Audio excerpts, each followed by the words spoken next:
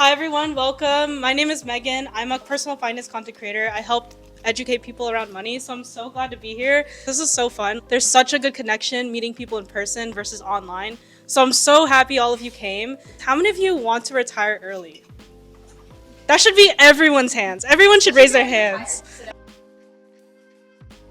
You're probably wondering why the event is called Rested and Invested. When you invest and learn to invest and make that a habit, you can then rest. You can make your money work for you without having to work hard. And this is what this event is all about. So I'm very happy you're all here to learn. You're going to learn so much valuable information from the guest speakers. I'd first like to welcome Jacob. Hi, everybody. I may not be a financial expert, but everybody that works here at Saatva is a sleep and mattress expert. So if you have any questions about any of our products or sleep or how they can help you invest in your sleep, please don't hesitate to come talk to myself or any of my colleagues upstairs. Thanks so much for coming, and it's so great seeing all your faces, and what a great turnout. And now I want to introduce Babby, and she's going to talk about Invest for Better. So thank you all for being here. What a great turnout, and you're here to talk about money. I got to meet Bernadette just a week ago because she joined the board of Invest for Better. So Invest for Better was started by Janine Furpo and Ellen Brennan, two women. They designed an entire curriculum to help women and those who identify as such learn about your money. But when I went and talked to an advisor, I felt patronized, I felt ashamed, I was embarrassed, I had a headache.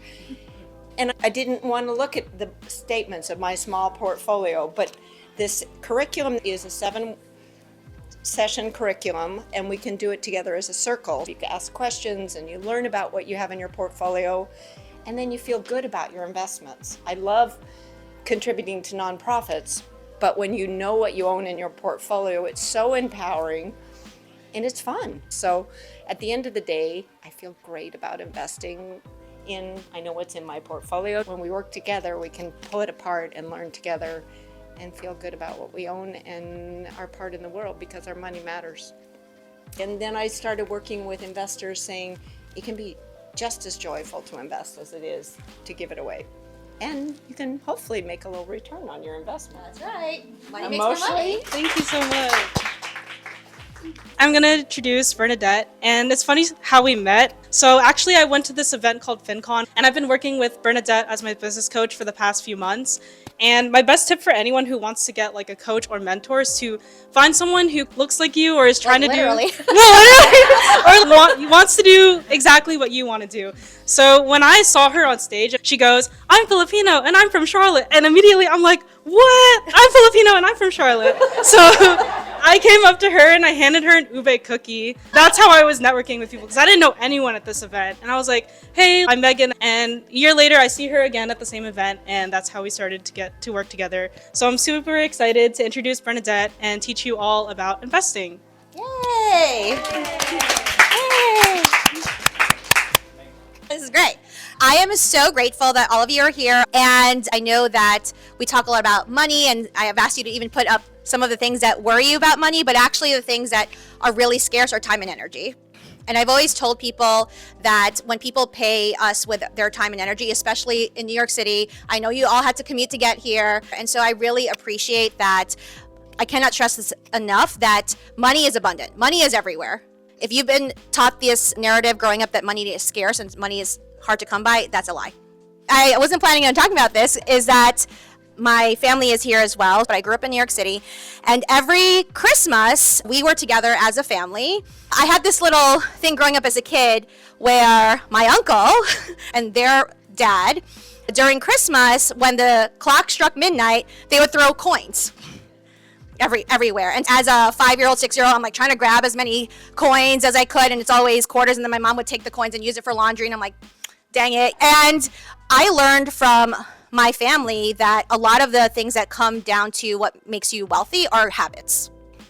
And then the other piece of it is like sharing and giving it. And so my uncle, he actually funded me to go to London in college, like when I couldn't afford to do that myself. And so he paid it for, oh my God, I'm gonna get a little bit emotional because I really wasn't expecting him to be here actually. So yeah, he funded me to go to London.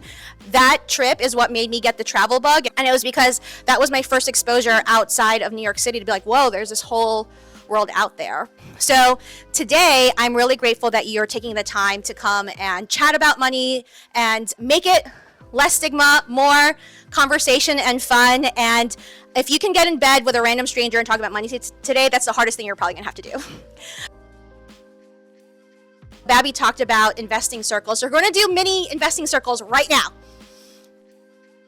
There seem to be a lot of good tips going around on things that I guess I should not be telling people to buy more things at an investing event, but here we are. Did anyone here, raise of hands, if you heard a concern or something that keeps you up at night from someone else that resonated with you?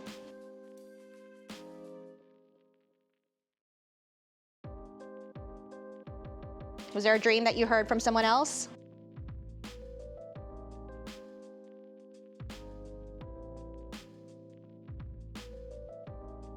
Let's give ourselves a round of applause for doing that.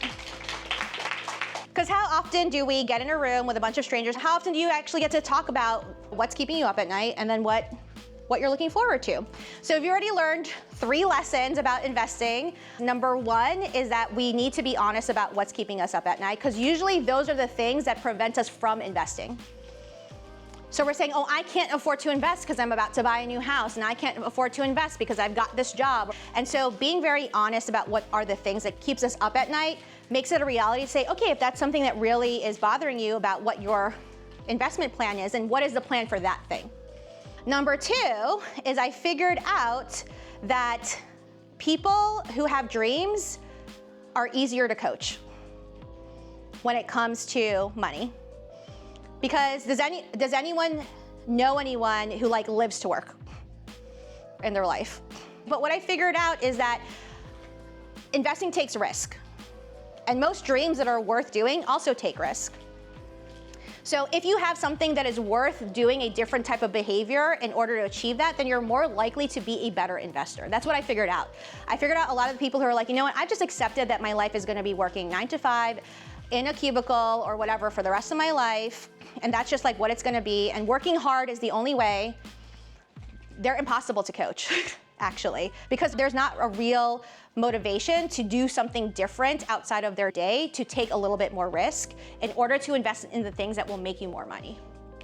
The last piece that I wanted you to learn is that there's actually not a lot that is involved in investing. You don't have to make it complicated. It can be simple if you choose to, but why I'm so grateful that Babby is here with Invest for Better is that I also want people to know that when you're investing in other people. So when we talk about investing, a lot of people assume I'm just talking about the stock market, but what are we investing in when we invest in the stock market? People, sometimes not the people we want to be investing in, to be honest, right now.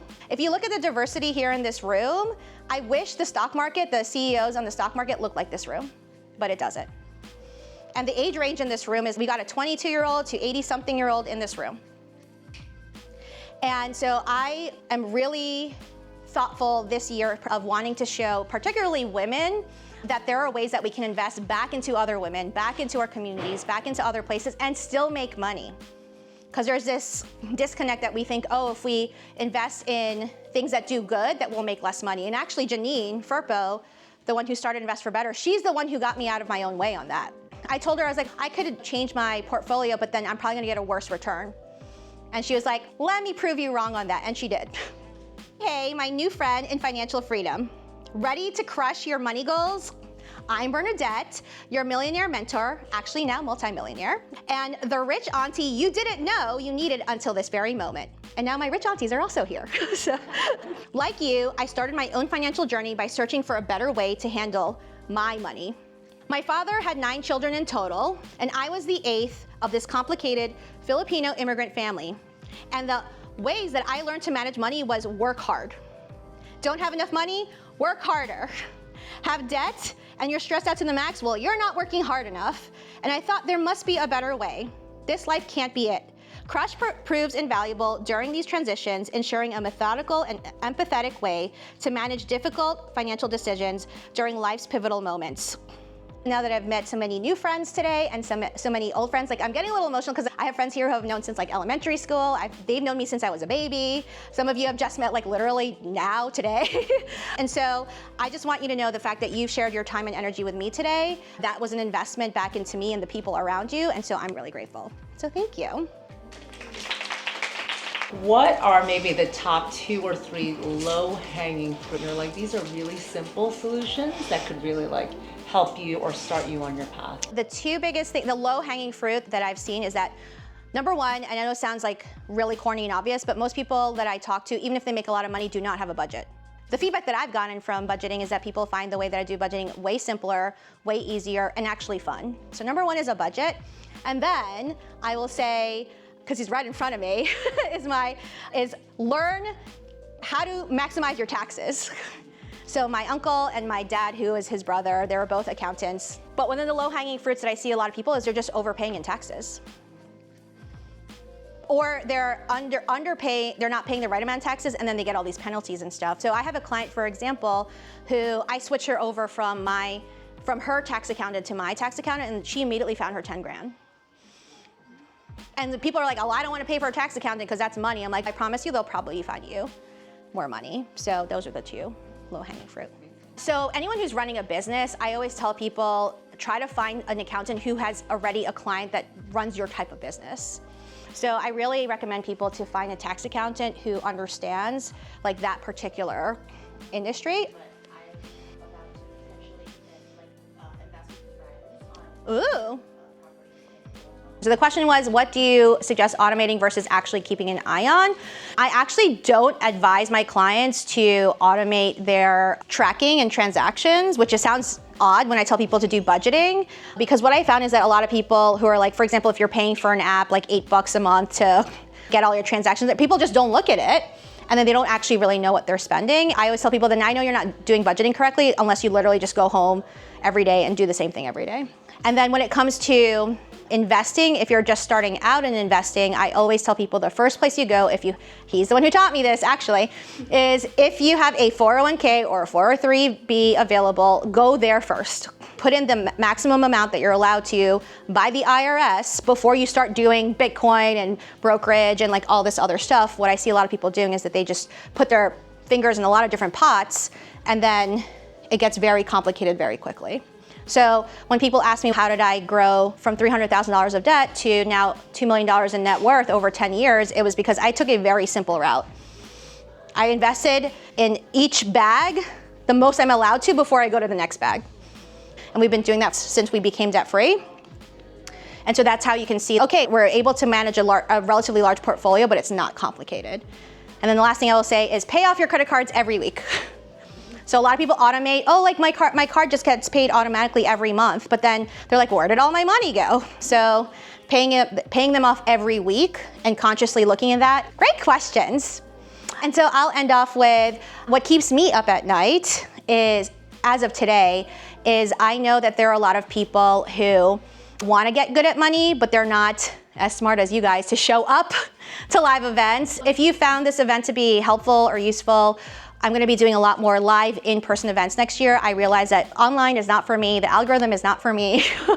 And so I would love for your help to spread the word for events that I'm doing here and in other cities. And then my dream, a lot of my girlfriends know this, is I just want to follow BTS, the K-pop group, on tour next year.